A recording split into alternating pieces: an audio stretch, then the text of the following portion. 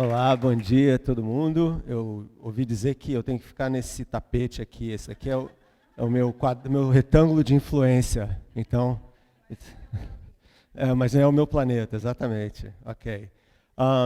Bom, prazer estar aqui, começando essa conversa sobre ética, né? E obviamente vocês aqui gaúchos estão interessados no assunto, porque está cheio o auditório. Isso é um bom sinal já, né? A minha missão é falar um pouco sobre ética e ciência. E eu só tenho 20 minutos, cada um de nós, não é isso? Inicialmente tem 20 minutos, e tem uma carrasca muito bonita ali que vai ficar mostrando os minutos passando e tal, que nem modelo TEDx, modelo TED e tal, então eu não posso perder muito tempo. Então vamos lá.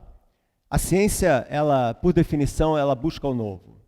A ideia da ciência é que nós tentamos inventar o mundo, porque afinal de contas, ela é uma procura pelo que a gente ainda não conhece.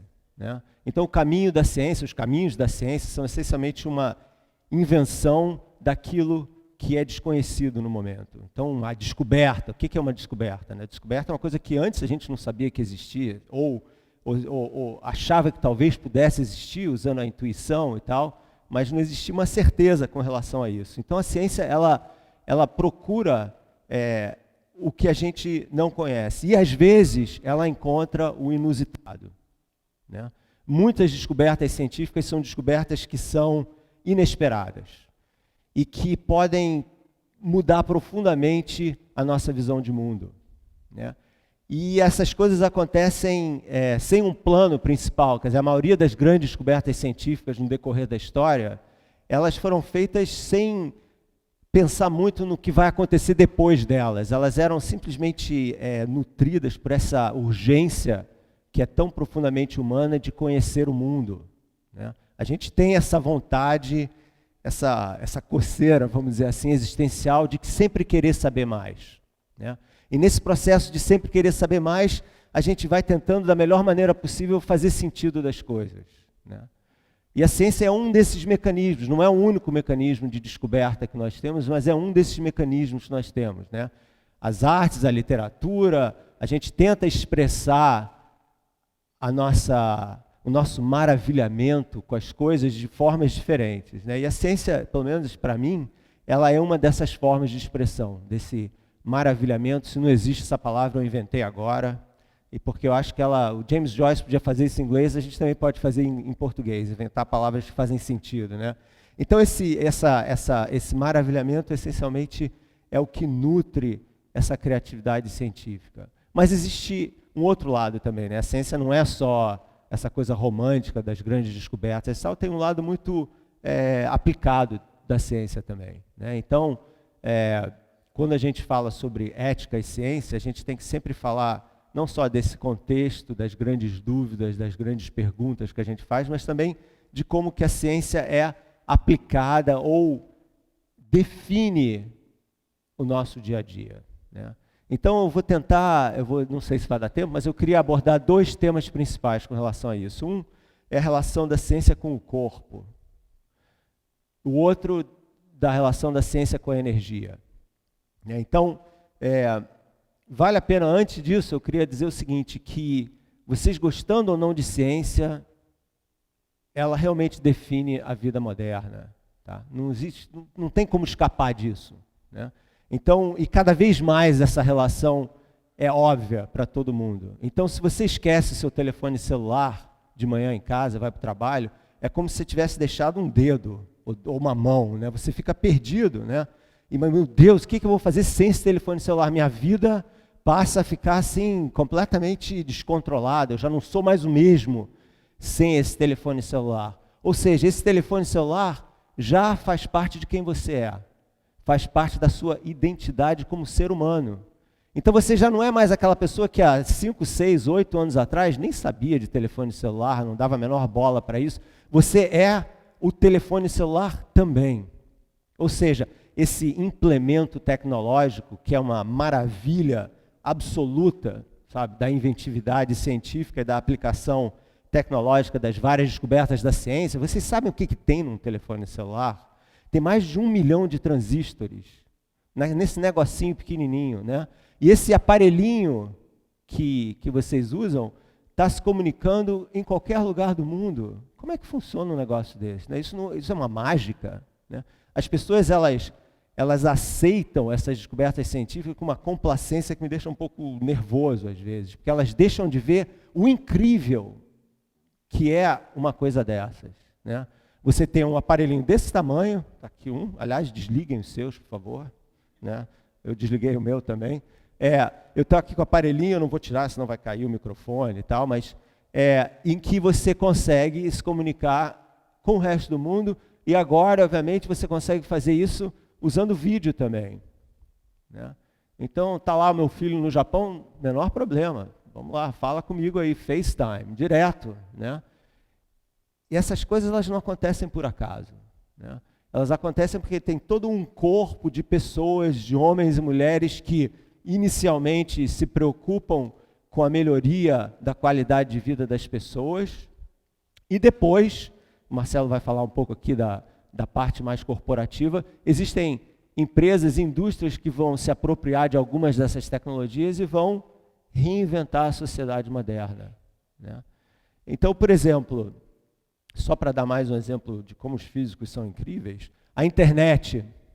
Né? Da onde que veio a internet? Né? Pouca gente sabe de onde veio a internet. A internet foi inventada lá no CERN. O CERN é o Centro Europeu de Física de Partículas, que é onde foi descoberto o tal do bóson de Higgs no ano passado, infelizmente chamada de partícula Deus, não tem nada a ver com Deus, né? É uma partícula elementar e tal, mas infelizmente, se vocês quiserem, depois vocês me perguntam de onde que vem esse nome de partícula Deus.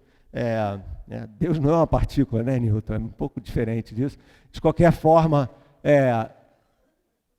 o que aconteceu?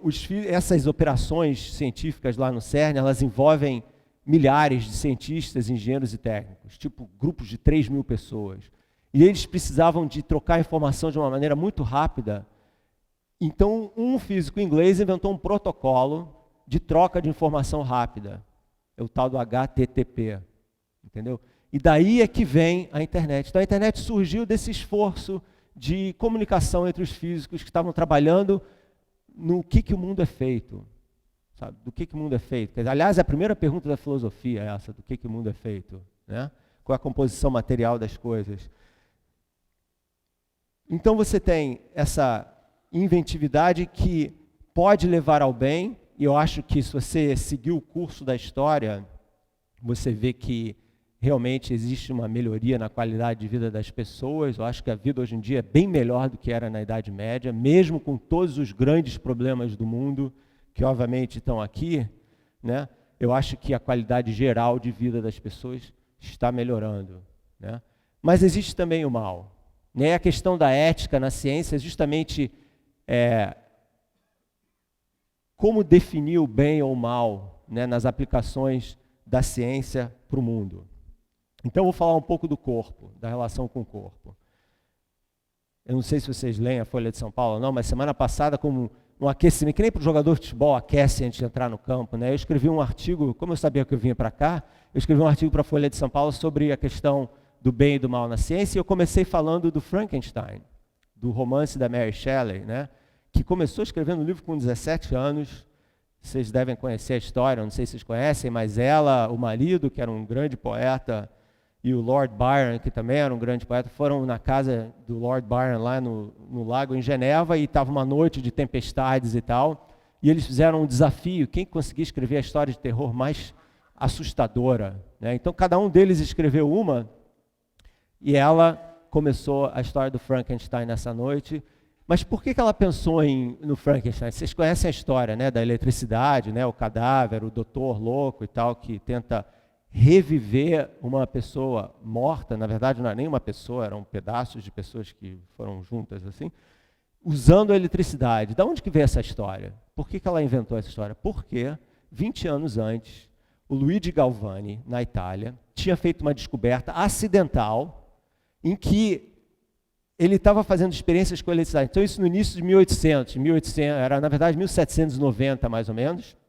Ele tinha todo físico gosta dessas mesas com uma porção de coisas, né? Então tinha uma mesa com várias máquinas de fazer faísca, porque na época a eletricidade não existia corrente elétrica, não existia uma bateria, o Volta não tinha inventado uma bateria. Então eles faziam faíscas elétricas, né? Então, tinha um sapo que ele estava dissecando no canto da mesa, assim, e ele deixou um bisturi preso na perna do sapo, enquanto estava dissecando o sapo, e um aluno dele estava girando essas manivelas, você faz faísca com atrito, né?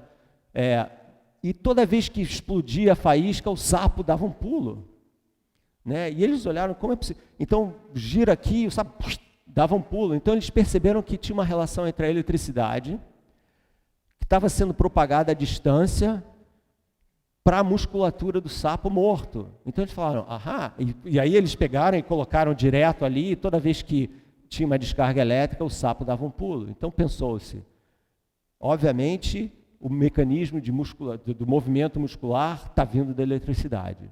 O sapo está morto, mas está se mexendo. Quem se mexe está vivo. Então, portanto, a eletricidade leva à vida. A vida é um fenômeno elétrico. Essa era a pesquisa de ponta da virada de 1700 para 1800. Já era cutting edge da física. E o que a Mary Shelley fez? Ela pegou essa história e transformou num romance. O primeiro grande romance de ficção científica, né?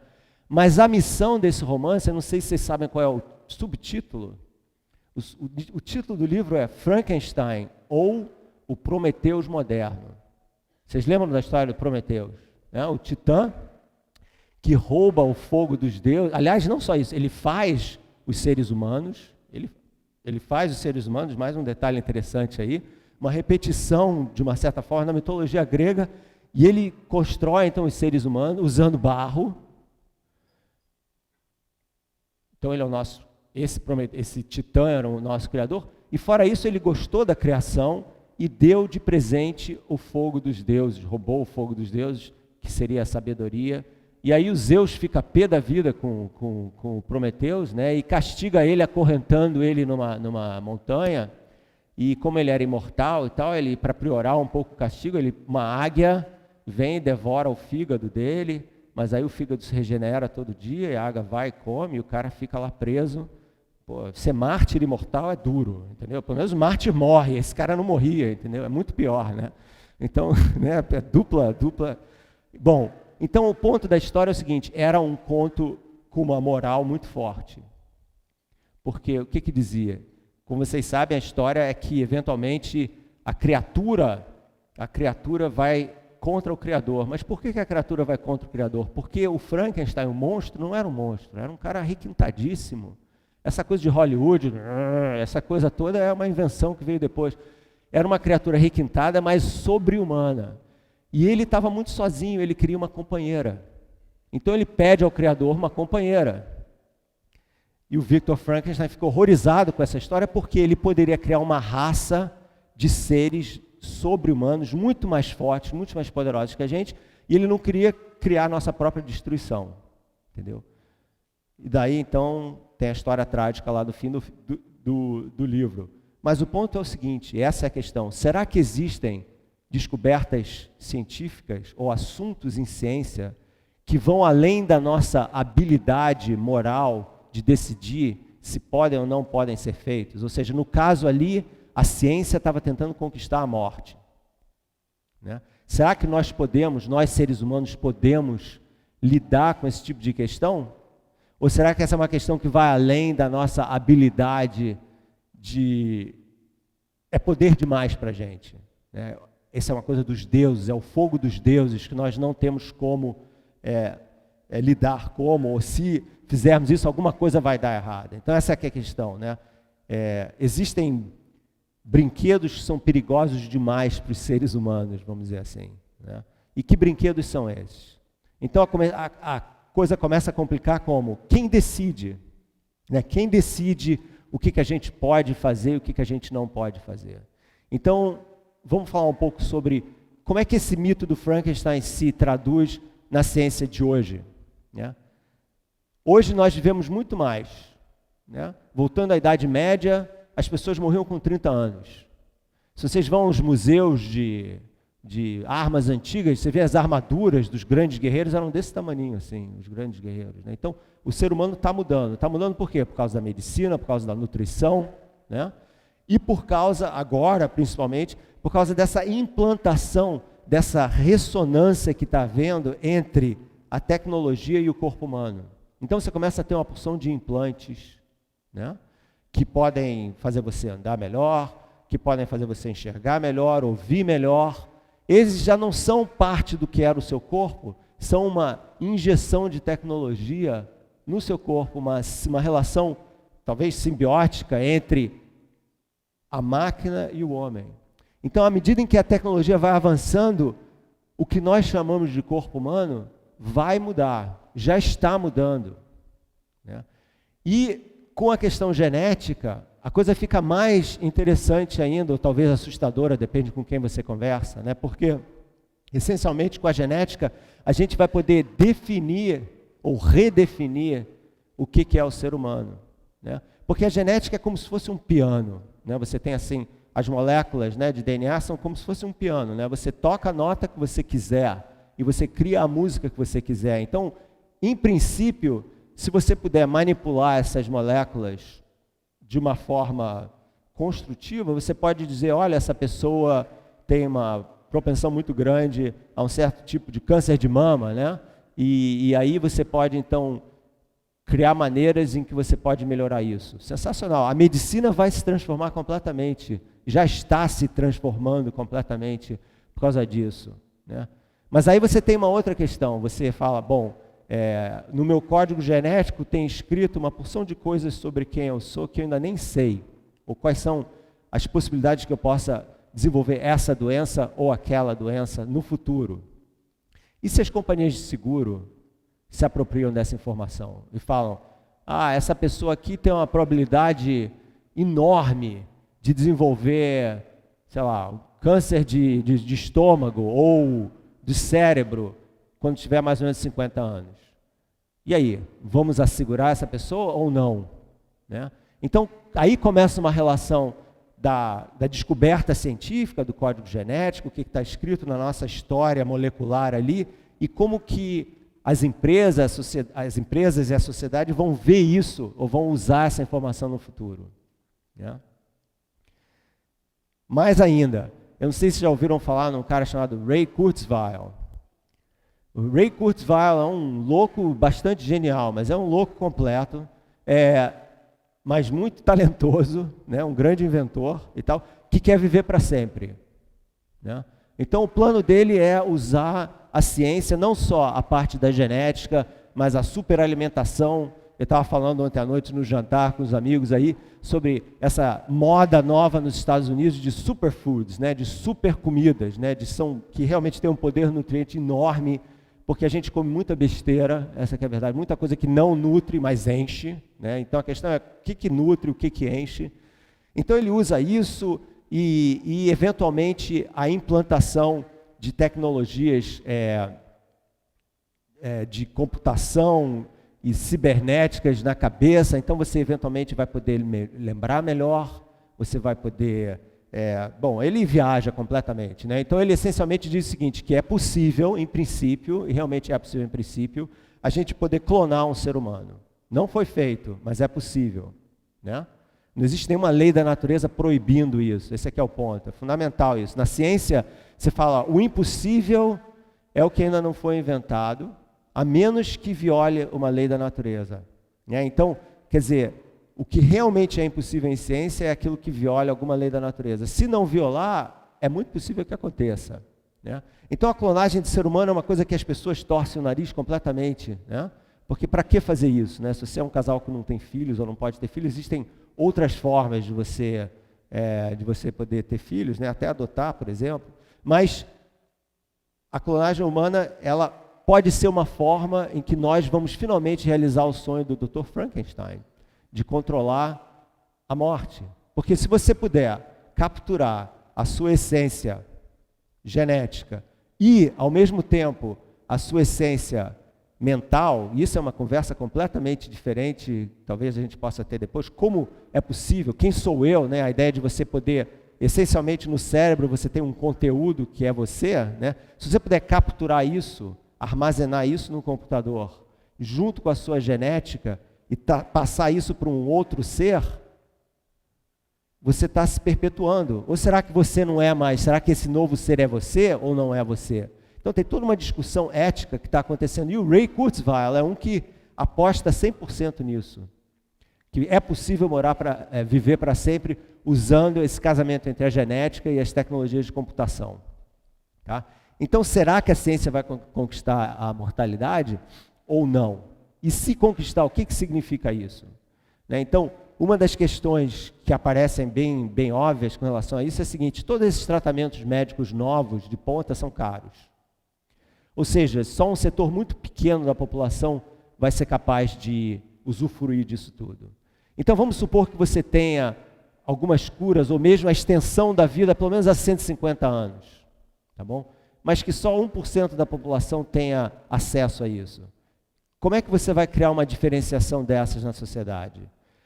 Né? Por que você vai criar? Então você vai ter os que vão poder viver mais e bem e tal, e os que vão... Isso já, de uma certa forma, já acontece, é óbvio, né? Você já tem isso, né? As pessoas que têm mais dinheiro se cuidam mais, comem melhor, vivem muito mais do que as pessoas que estão lá no meio da África ou no Nordeste do Brasil. Né? Então, já existe, mas isso vai exacerbar de uma forma muito grande, você vai criar subgrupos na sociedade, meio tipo Admirável Mundo Novo, com alfa, betas e gamas, né? Em que as pessoas que vão se usufruir da sociedade vão poder ter mais acesso às tecnologias e vão ser meio super pessoas. Né? Quem decide se isso é legal ou não é legal? E quem vai poder fazer isso? E como que a gente pode resolver esse problema? Né? Então, uma das únicas formas que eu vejo de resolver esse tipo de dilema ético, existem vários que não tenho tempo de falar, é você ter uma equiparação na sociedade em que esse tipo de tecnologia não seja o direito só de alguns, mas o de muitos. Né? Então, você pode ter a opção de querer ou não esse tipo de tratamento, mas você tem que ter a opção. Esse é o ponto. Né? E quem vai decidir isso vai ser o Estado e, no fim, todas essas grandes decisões são do cidadão. Por quê? Porque a única forma que a gente tem de intervir com quem vai poder fazer algum tipo de pesquisa, que legislação vai proibir ou não, é elegendo os políticos, né? Porque são eles que são a nossa voz. Né? Então, quando o cidadão vota, ele tem que pensar, será que esse político está representando os meus pontos de vista com relação a essa nova ciência que vai mudar o mundo, já está mudando o mundo? Isso é uma coisa irreversível.